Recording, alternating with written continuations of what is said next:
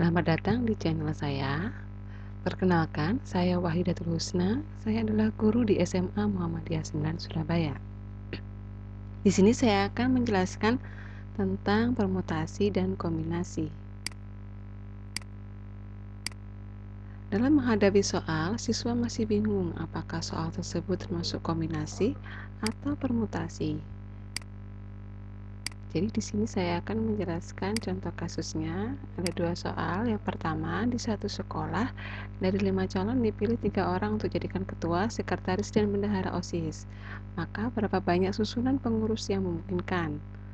Soal yang kedua, di suatu sekolah dari 5 calon dipilih 3 orang untuk wakil sekolah di suatu olimpiade matematika. Maka berapa banyak delegasi yang memungkinkan? Jadi dua soal ini sama-sama ada 5 calon dan sama-sama yang dipilih adalah 3.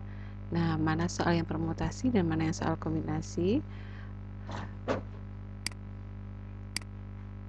Oke, kita pelajari dulu apa itu permutasi. Permutasi cirinya susunan objek memperhatikan urutan, sedangkan kombinasi cirinya adalah susunan objek dengan mengabaikan urutan.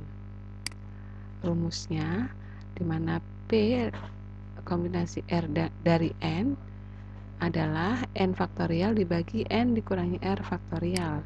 Sedangkan kombinasi rumusnya N faktorial dibagi N dikurangi K faktorial kali K faktorial. Nah, jadi di sini yang dipentingkan adalah urutan. Jika urutan itu penting, maka menggunakan permutasi. Jika urutan itu diabaikan, maka menggunakan kombinasi. Oke, misalkan AB sama dengan BA, jadi maka ini adalah kombinasi. Jika AB tidak sama dengan BA, maka ini adalah permutasi. Kembali ke soal yang tadi. Jadi untuk yang soal pertama, kita perhatikan urutan pemilihan calon pengurus OSIS karena adanya unsur atau posisi jabatan.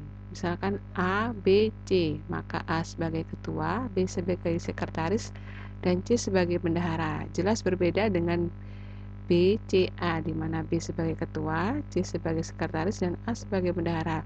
Sehingga ini termasuk kasus permutasi, yaitu 3 dari 5 objek. Angka 3 didapat dari banyaknya jabatan yang ada. Sehingga jawabannya adalah 5 faktorial dibagi 5 dikurangi 3 faktorial.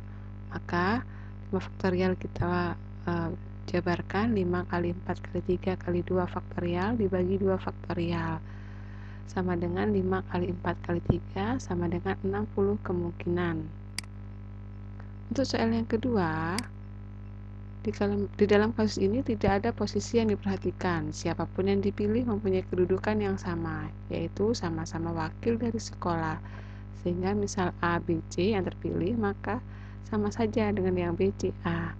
Sehingga dalam kasus ini kita gunakan rumus kombinasi. Maka jawabannya adalah 5 faktorial dibagi 5 kurangi 3 faktorial kali 3 faktorial.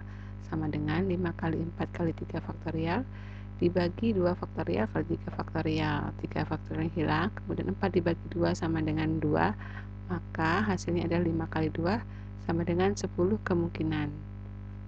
Oke. Dari sini semoga lebih jelas bagaimana membedakan antara permutasi dan kombinasi. Terima kasih.